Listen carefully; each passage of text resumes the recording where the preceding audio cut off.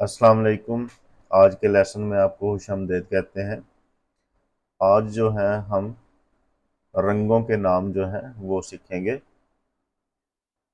Italian में कहते हैं कोलोरी रंगों को, यानी रंगों के नाम। नोमी देई कोलोरी, कोलोरी रंगों को कहते हैं।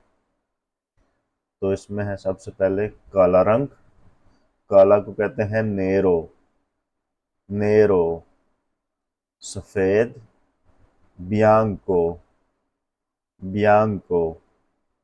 नीला ब्लू, ब्लू।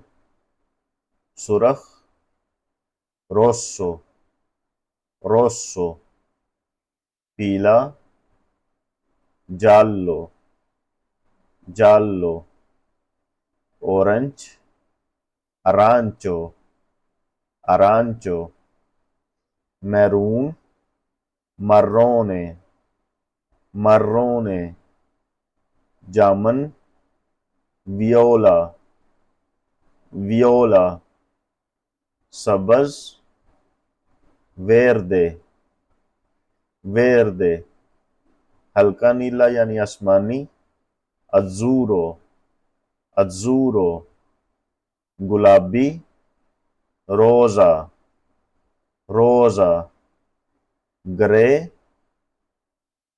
ग्रीजो, ग्रीजो। तो ये थे कलर्स। एक दफा फिर इनको देख लेते हैं।